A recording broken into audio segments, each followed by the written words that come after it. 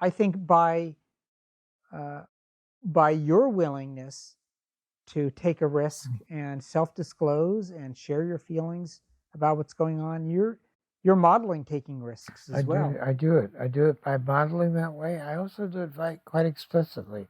I will often say to patients now in the very first session, that it's very important for you to take risks. And I think you should try to do that every session.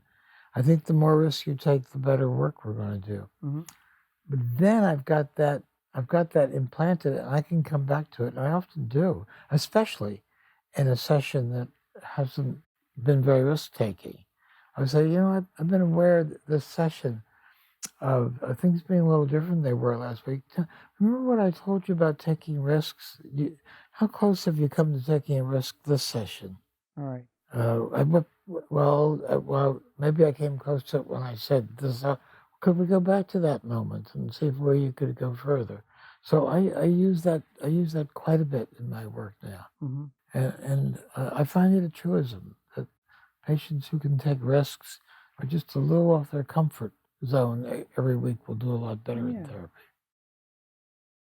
I wanna pick your brain a little more Yeah. for some other little tidbits of wisdom. Hmm. Uh, Another thing I know that you make good use of is dream work. Hmm.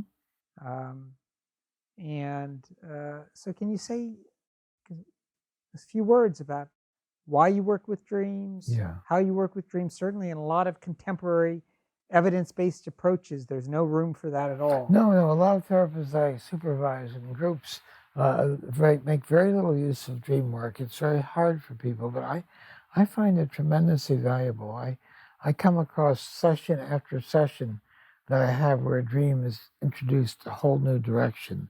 And I learn so much more about it. So I will ask for dreams.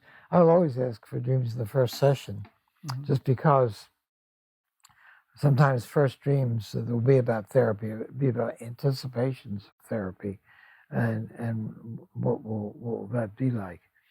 Um, so I asked for dreams the first session. I don't have the idea that we are going to interpret a dream. I have the idea that I'm just going to learn something from the patient. Mhm. If I ask them to, things happen in a dream, I ask them to associate with this. I just start hearing things about people in their lives and things in their lives that I would never have known about. Mhm. Uh, But a but first dream that I had just the other day of a patient entering therapy. I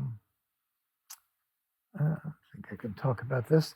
So the dream was that she was had a stable and there was two horses in there. One of them was a very dark horse, almost entirely black.